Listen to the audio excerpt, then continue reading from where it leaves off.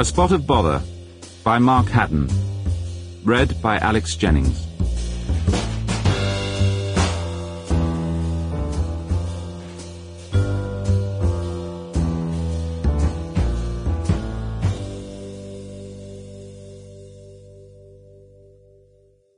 It began when George was trying on a black suit in Alders the week before Bob Green's funeral. It was not the prospect of the funeral that had unsettled him, nor Bob dying. To be honest, he had always found Bob's locker-room bonhomie slightly tiring. Moreover, the manner in which Bob had died, a heart attack while watching the boat race on television, was oddly reassuring. Susan had come back from her sister's and found him lying on his back in the centre of the room with one hand over his eyes, looking so peaceful she thought initially that he was taking a nap. It was too early, of course.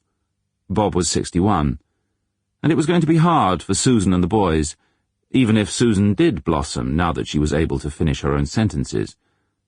But all in all, it seemed a good way to go. No, it was the lesion which had thrown him.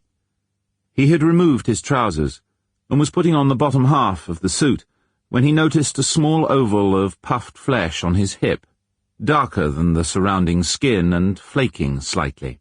His stomach rose, and he was forced to swallow a small amount of vomit which appeared at the back of his mouth. Cancer.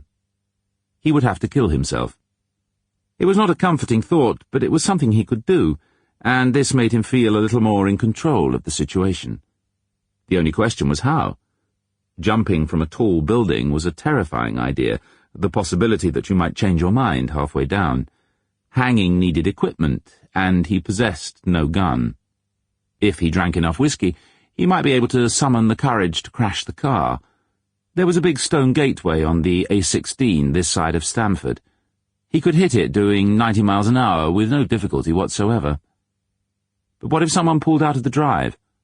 What if he killed them, paralyzed himself, and died of cancer in a wheelchair in prison? "Sir, would you mind accompanying me back into the store?" A young man was staring down at George. He had ginger sideburns and a navy blue uniform. George realized that he was crouching on the tiled threshold outside the shop. "Sir?" George got to his feet. "I'm terribly sorry.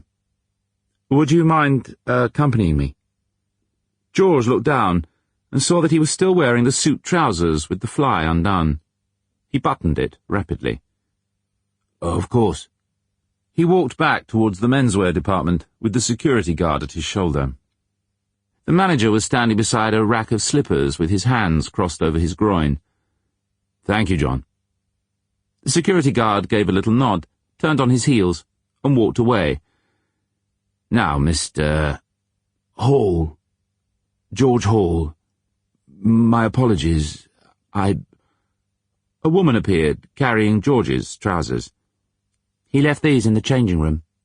His wallet's in the pocket." George pressed on. "I think I had some kind of blackout." "Are you all right, sir?" The woman cupped a hand beneath his elbow, and he slid downwards and sideways onto a chair. Things became slightly vague for a few minutes. Then a cup of tea was placed into his hands. "Thank you." He sipped. It was not good tea, but it was hot, and holding it was a comfort. "Perhaps we should call you a taxi." It was probably best, he thought, to head back to the village and buy the suit another day.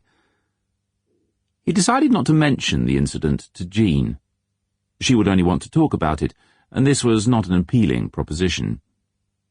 He told Jean that he had found nothing in Alders, and then he went upstairs to the bathroom and stuck a large plaster over the lesion so that it could no longer be seen.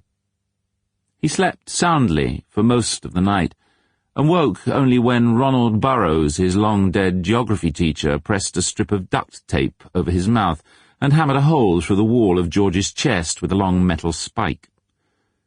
He fixed his eyes on the tasselled lampshade above his head and waited for his heart to slow down. 6 o'clock. He slid out of bed and went downstairs. He put 2 slices of bread into the toaster and took down the espresso maker Jamie had given them for Christmas. It felt good filling the reservoir with water, pouring coffee into the funnel, and screwing the aluminium sections together. A good deal better than sitting watching the trees at the far end of the garden swaying like sea monsters while a kettle boiled. The toast pinged up. He spread butter and marmalade while the coffee gargled through. He poured the coffee and took a sip. It was hair-raisingly strong.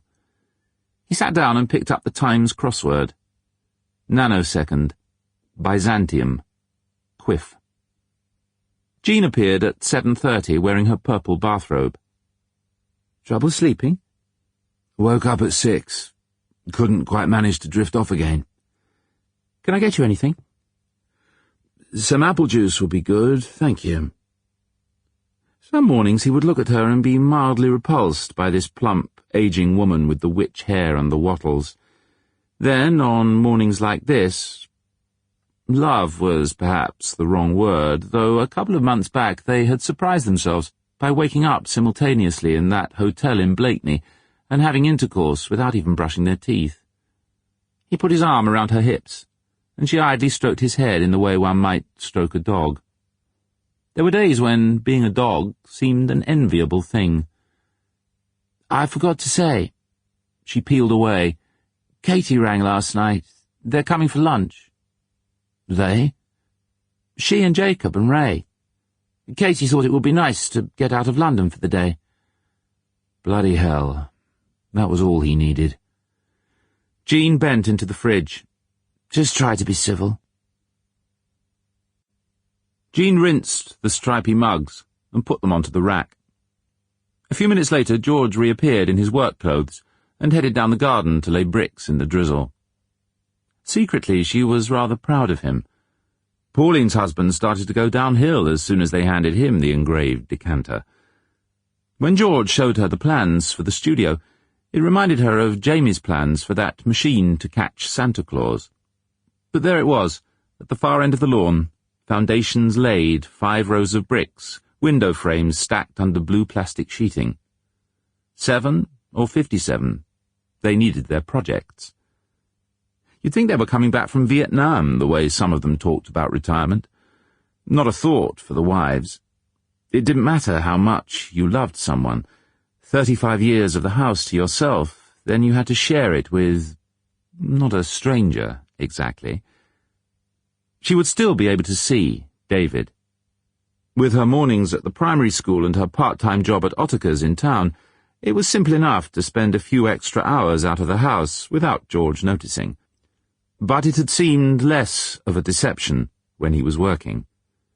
George was a decent man, never got drunk, never hit her, never hit the children, hardly ever raised his voice, and only one speeding ticket. Maybe that was the problem. She remembered being jealous of Katie when she got together with Graham.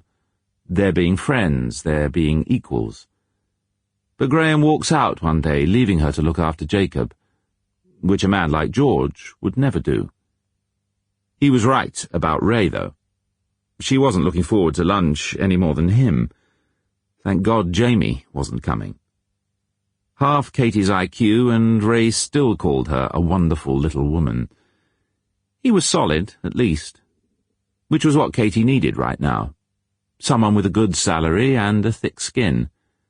Just so long as Katie didn't marry him. George poured mortar onto the square of hardboard and checked it for lumps with the blade of the trowel. It was like the fear of flying.